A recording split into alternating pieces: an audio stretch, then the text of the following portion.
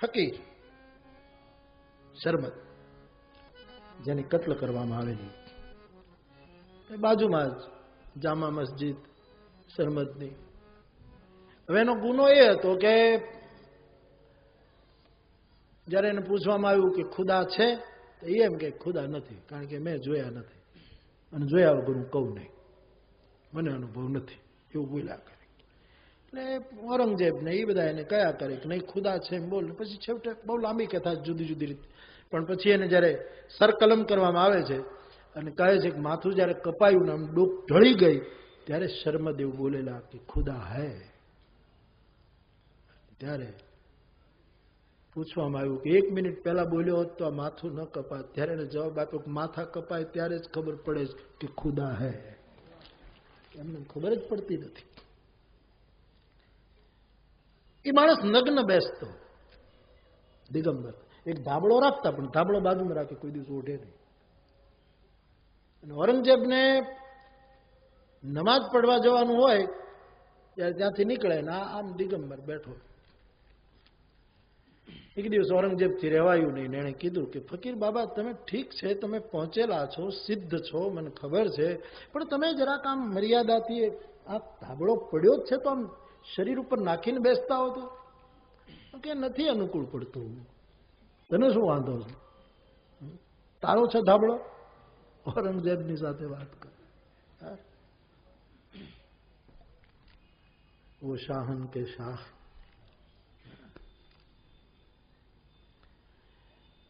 ઔરંગઝેબ પૂછે છે પણ પડ્યો છે, એક વખત તો લઈને ઓઢી તો લો.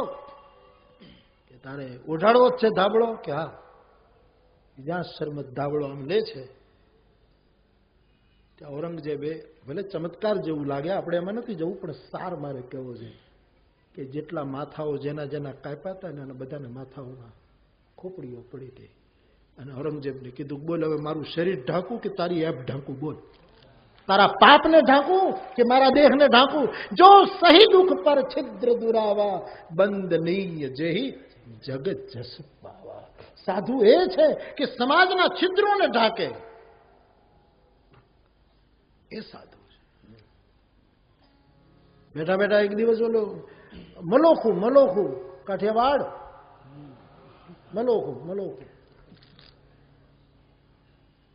મલોખું લઈને શરમદ આમ મકાન બનાવે છે ધૂળમાં બેઠા બેઠા. શાહજાદી નીકળી. શાહજાદીને આ ફકીર તરફ પ્રેમ પામ્યા. એને કોઈ ધર્મમાં ભેદ હતું નથી. વિનોબાજી કહેતા કે 2 ધર્મો વચ્ચે કોઈ દિવસ લડાઈ થતી નથી, 2 અધર્મ વચ્ચે જ લડાઈ થતી હોય છે. સંઘર્ષ સદા અધર્મ વચ્ચે જ હોય. ધર્મો વચ્ચે સંઘર્ષ હોઈ શકે જ નહીં. ધર્મ વચ્ચે તો સેતુ બંધ જ હોય. अगर तू मस्जिद में है तो मंदिर में कौन, अगर तू बस्ती में पलता है तो वीराने में कौन, अगर तू तस्बीह के एक दाने में है तो हर ये दाने दाने में कौन, अगर तू शम्मा में जलता है तो परवाने में कौन, कबीरा कुआ एक है पनिहारी अनेक, बर्तन सब न्यारे भये पानी सब में. આમ મલોખું લઈને આમ મહેલ બનાવે ધૂળમાં બેઠા બેઠા આમ ચિત્ર. એમાં શાહજાદી નીકળી અને એને ફકીર તરફ પ્રેમ कि बाबा क्या बना रहे हो? बोले जन्नत का महल बना रहा हूं. जन्नत का, जन्नत में महल का चित्र तो बेचना है? कि हाँ बेचना तो है. क्या लोगे?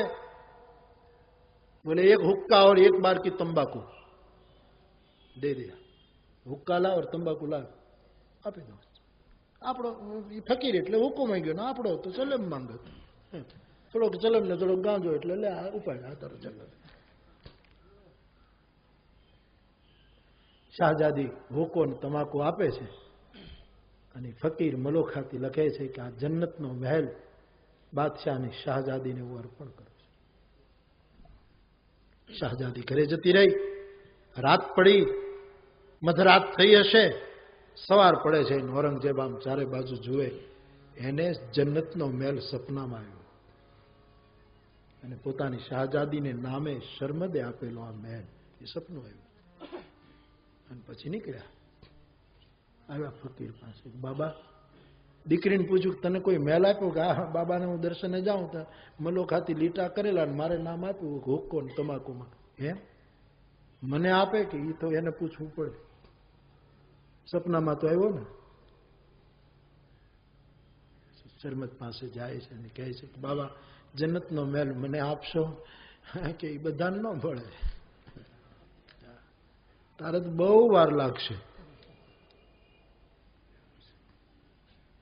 જવું સહી દુઃખ પર છિદ્ર દુરાવા બંધની જેહી જગ જસ પાવા.